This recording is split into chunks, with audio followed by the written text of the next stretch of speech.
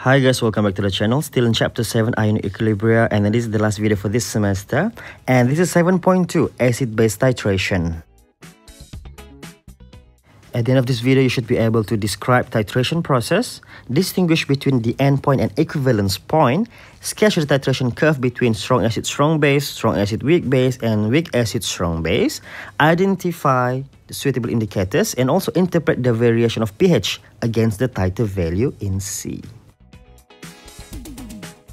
Okay, so mari kita berkenalan what is titration actually. So it is a procedure to determine the concentration of a solution dengan cara titrkan dia dengan another solution yang kita sudah tahu concentration dia lah. So kita akan guna formula MAVA, MBVB, A over B. Okay, first of all kena faham dalam konsep titration ada satu dalam burette, satu dalam conical flask. Solution dalam burette kita panggil sebagai titrant dan solution dalam conical flask kita panggil sebagai analyte. Okay, so biasanya solution dalam burette ni, titrant ni, kita tidak tahu volume dia berapa. Kita akan tentukan selepas kita buat kiraan nantilah. And then dalam conical flask pula, analyte tu kita sudah tentukan volume dia biasanya 25, 10, depends lah. And then kita akan campur dengan indicator yang sesuai untuk titration tersebut. So apa itu indicator? So indicator adalah substance yang kita tambah ke dalam analyte dan dia akan berubah color when the titration is completed. Alright? Usually kita tambah 2 to 3 drops begitu sajalah. Okay, now kena faham dua istilah ni. So, and first kali adalah endpoint. Dia adalah point apabila indicator tu berubah warna. Indicator changes color. And satu lagi point dipanggil sebagai equivalence point. Yang ini adalah point di mana amount of acid sama dengan amount of base yang kita campur dalam titration. Bermaksud mole of H plus ion sama dengan mole of OH minus ion. Nah, mari kita belajar macam mana mau pilih the suitable indicator untuk satu titration. So, kita ada 4 contoh indicator di sini dengan pH range masing-masing untuk dia berubah color. It all depends on how strong the acid or base yang bertindak balas lah. So, contohnya kalau kita ada strong acid dengan strong base yang bertindak balas, dia punya range of pH, kita tengok di sini adalah 3 sampai 11. Okay, strong acid 3, strong base 11. Jadi, pH range dia adalah 3 to 11. Alright, and then kalau kita pakai strong acid weak base, dia punya pH range adalah 3 to 7. Okay. And last but not least, kalau kita pakai weak acid and strong base, dia punya pH range adalah 7 hingga 11. 7, 11. Okay, now let's check out methyl orange. Dia punya pH range untuk berubah color adalah 3.2 sehingga 4.4. Jadi kalau kita tengok untuk strong acid strong base sesuai, strong acid weak base pun sesuai, weak acid strong base kurang sesuai sebab dia out of the range. Okay, and then the second one is phenolphthalein 8.3 until 10.0. Strong acid strong base sesuai, strong acid weak base kurang sesuai, out of range, and then weak acid strong base sesuai juga, is in the range. Okay, next bromothymol blue 6.0 until 7.6. So kita tengok strong acid strong base sesuai, strong acid weak base pun sesuai, weak acid strong base pun sesuai, semua in the range. And last but not least phenol red 6.8 until 8.4, and semuanya pun sesuai. So, kena hafal lah ya pH range untuk endpoint tadi 311, 37 dan 711. Okay, now let's learn about titration curve. Okay, kita kena buat satu graph di mana pH melawan volume. pH ni of course kita akan ukur pH analyte yang dalam conical flask, and then volume tu volume titrant lah, berapa drop yang kita sudah kasih titis ke dalam analyte tadi. Jadi kalau kita tengok ada beza kalau kita start dalam kita punya analyte tu adalah acid dan kita punya titrant adalah base. Kita punya curve akan start daripada bawah sebab pH yang rendah acid kan, jadi akan start daripada bawah lah. Sebaliknya kalau kita punya analyte adalah base dan kita punya titrant adalah acid, kita akan start daripada atas, pH yang tinggi dulu. And then bahagian tengah-tengah tu kita panggil sebagai pH range untuk endpoint, bahagian yang lurus. Okay, itu adalah range untuk pH untuk endpoint, indikator berubah color. And at the same time, dekat paksi X pula itu adalah volume untuk titrant yang sudah dimasukkan ke dalam analyte tadi. So kita boleh buat kiraan menggunakan formula MAVA over MBVB equals to A over B. Dapat daripada equation. Now let's have a look more specific. Okay, kalau dia strong acid dengan strong base macam mana dia punya graph, and then strong acid weak base macam mana dia punya curve, and then last but not least weak acid dengan strong base macam mana dia punya curve. Okay, kita mulakan dengan strong acid strong base dulu. Let's say NaO is our analyte and then kita punya titrant adalah HCl. Jadi kita punya pH range tu akan start daripada atas pH curve kita. Okay, turun ke bawah and then sampai ke bawah tu mendatar lah. And then dia akan ada dia punya pH range iaitu 3 to 11 sebab dia adalah strong acid dengan strong base. And dekat paksi X kita ada volume of acid HCl yang kita sudah tambah ke dalam analyte. Dan kita boleh guna maklumat ni untuk kira concentration yang kita mau cari.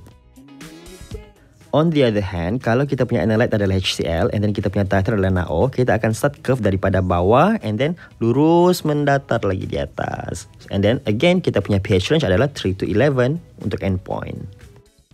Meanwhile, pH untuk equivalence point pula adalah 7. Sebab dia strong dengan strong, dia akan dapat neutral salt. By the way, dekat curve bawah tu ada volume of base yang kita tambah ke dalam type analyte. Okay, now mari kita tengok strong acid dengan weak base punya curve pula. Okay, sama jugalah weak acid dan strong base pun. Okay, kita tengok. So, dia punya range adalah 3 to 7 kalau untuk strong acid weak base. Kalau weak acid strong base, 7 to 11. Alright, so kalau katakanlah situasi pertama untuk yang strong acid weak base ni, analyte kita adalah base, iaitu NH3, ammonia. Itu adalah weak base. And then, dia punya titrant adalah H2SO4. So, dia punya curve akan start daripada atas and then lurus di tengah-tengah tu and then melengkung ke bawah and then mendatar balik. Okay, so dia punya curve ini, dia punya range, kita kena pastikan range adalah 3 to 7 lah. Itu yang penting sebenarnya. Okay, so ini adalah sketch kan. Okay, disebabkan dia punya pH range untuk endpoint adalah 3 to 7. So, equivalence point dia sepatutnya less than 7 lah. Di antara 7 dan 3 itulah di tengah-tengah tu mungkin lah. Mungkin 6, mungkin 5, depends lah. Alright, kiraan kita macam mana. Alright, next. Kalau kita punya analyte adalah H2SO4 dan sebaliknya titrant kita adalah NH3. So, curve kita akan start daripada bawah and then melengkung, lurus and then melengkung semula dan mendatar. So, of course, kita punya pH range adalah 3 to 7 again untuk endpoint. And then jangan lupa dekat paksi X ada volume of titrant. Sama ada acid ataupun base lah. Depends on your curve. Alright, last but not least, weak acid strong base. So, kita ada range 7 to 11. So, let's say kita punya analyte adalah KOH and then kita punya titrant adalah CH3COH, CCO. And satu lagi CCO sebagai analyte and then COH sebagai titrant. So, dia punya curve sama juga shape dia. Kalau kita punya analyte adalah base, dia akan start daripada atas. Kalau kita punya analyte adalah acid, dia akan start daripada bawah. Yang penting pH range dia mestilah 7 to 11 in this case. Sementara pH untuk equivalence point must be more than 7. Sebab dia punya range untuk pH endpoint tu adalah 7 to 11 kan. Jadi equivalence point must be above that lah. So ingat, strong acid strong base equals to 7. Strong acid weak base less than 7. Weak acid strong base more than 7. By the way, jangan lupa label volume of titrant kita. Kalau acid, acid lah. Kalau base, base lah. Alright? Okay, macam saya cakap tadi, this volume akan penting untuk kira MAVA and BVB, A over B. Okay, let's try this question. Acid and base titration is carried out by adding 30 ml of 0.5 molar HCl dropwise into 25 ml 0.5 NaO. Calculate pH of solution before addition of HCl at equivalence point, at half equivalence point, and after addition of 30 ml HCl. And last but not least, sketch the titration curve. So, mari kita start. Kena faham dulu bahawa dalam kita punya titration kali ini, dekat burette ada siapa? Ada HCl. Dekat analyte pula ada NaO. Dekat dalam conical flask lah. And concentration masing-masing 0.5 molar. Volume NaO sudah ditentukan 25 ml. Sedangkan volume HCl kita tambah secara dropwise 30 ml. And by the way, our equation in this case adalah HCl plus NaO produce NaCl plus H2O. So, untuk soalan A, kita disuruh kira pH of the solution before addition of HCl. So, maksudnya dalam conical flask cuma ada NaO. And then the concentration of NaO is 0.5 molar. So, dalam tu, kita cuma ada NaO, guys. So, kalau kita mau kira pH, maksudnya kita kena kira concentration of OH minus is 0.5. Jadi, kita boleh kira POH je lah dulu. Jadi, negative log concentration of OH minus, which is 0.5. And then, tekan-tekan calculator, you should get 0.3. That's POH. So, pH sama dengan 14 minus 0.3 and you should get 13.7. That's the pH. Okay, next kita kena kira pH at half equivalence point. Alright, before that kita kena kira dulu total mol NaO yang bertindak balas sebenarnya. Jadi MV over 1000 which is M 0.5, volume analyte adalah 25 ya dalam conical flask tu, and then bagi 1000 you should get 0.0125 mol. That's at equivalence point. Jadi maksudnya kalau dia cakap half, separuh daripada mol ini which is 0.0125 bagi 2 sama dengan 6.25 eksponen negatif 3 mol. So that is the mol of HCl at half equivalence point. So volume of HCl yang kita sudah tambah adalah sama dengan mol bahagi dengan molarity of HCl which is 6.25 eksponen negatif 3 divide by molarity of HCl adalah 0.5 molar. So you should get 0.0125 liter. Right, to calculate pH kita kena guna ICF table ya. So of course kita start dengan equation dulu, and then ICF table kita mesti pakai mol lah dalam case ni. Jadi HCl yang kita sudah tambah at half equivalence point adalah 6.25 exponent negative 3. Sementara analyte kita memang sentiasa 0.0125 dalam tu bekas kan. NaCl kosong, H2O kita tidak terlibat lah. And then disebabkan HCl punya mol paling kecil di sini, maka dia yang akan habis digunakan guys. Jadi ini konsep dia. So change dia adalah negative 6.25 exponent negative 3. Okay, and then kalau untuk sebelah kanan ni plus 6.25 exponent negative 3 lah. So at the end, final dia adalah HCl kosong. Okay, NaO ada baki 6.25 exponent negative 3. NaCl pun ada 6.25 exponent negative 3. Okay, antara dua mol ini, NaOH dengan NaCl, okay, NaCl tidak terlibat dalam kiraan pH sebab dia adalah neutral salt. So, kita akan kira pH based on NaOH. So sekarang kita ada mol NaOH. Untuk cari dia punya concentration, kita kena kira dulu mol per volume. Total volume yang kita sudah pakai lah. Jadi mol dia adalah 6.25 exponent negative 3. Volume dia adalah, kita kena faham, kita sudah tambah sebanyak 0.0125 liter tadi, which is equivalent to 12.5 milliliter. Campur dengan dalam tu analyte tadi sudah memang sedia ada 25 ml. Jangan lupa bahagi 1000 sebab masih dalam liter kan. Tekan-tekan calculator, you should get 0.167 molar. So with this information, kita boleh kira POH. POH sama dengan negative log concentration OH minus, which is equivalent to 0.167. And then kita tekan-tekan calculator, you should get POH sama dengan 0.8. So pH sama dengan 14 minus 0.8, you should get 13.2. Okay, next. At equivalence point. Okay, dia suruh kira pH at equivalence point. So first kena kira lah. At equivalence point, mol HCl adalah sama dengan mol NaO. Mol NaO kita sudah tahu tadi adalah 0.125. So mol HCl pun sepatutnya sama lah. 0.125 juga. So kita boleh kira pH menggunakan ICF table. Masukkan maklumat mol 0.125 masing-masing untuk HCl dengan NaO. NaCl kosong. So dalam kes ni dua-dua sama banyak. Jadi minus nilai yang sama. So you should get finally cuma ada 0.125 NaCl punya mol. Okay, but then guys, kalau maksud begini, HCl dan NaO habis digunakan, means dia akan dapat pH sama dengan neutral salt, iaitu 7. So, to prove this, kita gunakan formula KW. Yang mana H2O, kalau kita pecahkan, dia akan dapat H plus dan OH minus. Okay, reversible. So, kalau kita buat expression K sama dengan concentration H plus darab dengan concentration OH minus. Okay, so yang mana KW itu adalah 1.0 exponent negative 14. Dia punya value. Jadi, kalau kita terbitkan, X square sama dengan 1.0 exponent negative 14. Jadi, kita boleh dapat X sama dengan 1.0 exponent negative 7. Jadi, itu adalah concentration H plus.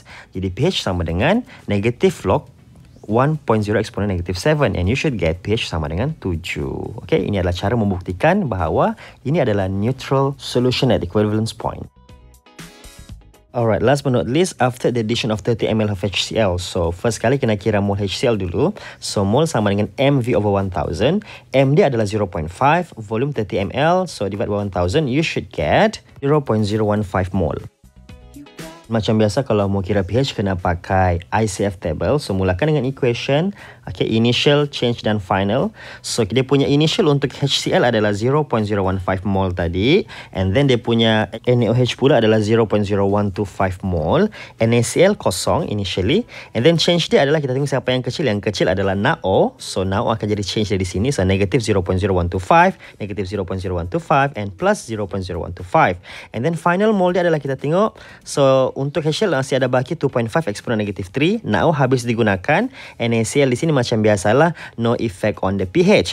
Jadi kita akan menggunakan maklumat HCl di sini. Okay, itu adalah mol dia guys. So untuk kira dia punya concentration sama dengan mol divided by total volume yang ada dalam conical flask, which is mol sama dengan 2.5 exponent negative 3. Total volume dalam conical flask adalah 30 ml HCl yang kita sudah tambah ke dalam 25 ml analyte sedia ada. So total 55 ml. Jadi kita kena bagi 1000 sebab dia mau dalam liter, and tekan-tekan calculator, you should get 0.045 molar. So kita boleh kira pH sama dengan negative log H plus concentration. So negative log 0.045, you should get 1.3. That's the pH for this solution. Okay, last but not least, sketch the titration curve to show the variation of pH against the volume of HCl added. So, paksi Y kita adalah pH of analyte, and paksi X kita adalah volume of HCl yang kita sudah tambah lah. So, disebabkan kita punya analyte adalah base, so kita akan start daripada atas. Okay? Kalau ikutkan pH asal masa kita start tu adalah 13.7. Tapi ini kan cuma sketch, jadi kita boleh buat, yang penting ada label setiap paksi 0, 2, 4, 6, 8, 10, 12, 14 saya label ni. Okay, untuk nampak proper sikit. Ini dekat bahagian paksi X saya pakai skala 5 lah, 5, 10, 15, 25, 30 sampai 40 saya label. And then saya akan start daripada atas sebab kita punya starting adalah 13.7, so di bawah sikit daripada 14. And then kamu kena ingat pH range untuk ini adalah 3 until 11 sebab dia strong acid, strong base. So kita label dulu di mana itu 3 until 11. Okay, and then kita buat garis lurus untuk bagi tunjuk itu adalah bahagian yang akan jadi pH range. And then kita start daripada atas lah, buat curve sikit, and then di bawah buat curve sikit. Settle. Jadi jangan lupa label pH range sama dengan 3 to 11 untuk end point. And then dia punya equivalence point adalah pH sama dengan 7 lah. Okay, so ini yang penting dalam sketch untuk titration. Yang penting ada paksi yang betul, pH range untuk end point yang betul, and then ada curve starting point yang betul dan end point. Dan akhirnya di mana. Okay, shape tu penting. By the way, jangan lupa guys, 25 tu adalah volume at equivalence point. If you enjoyed the video, don't forget to like, comment, and share to your friends. And thank you for your support on this channel, guys. See you in the next semester.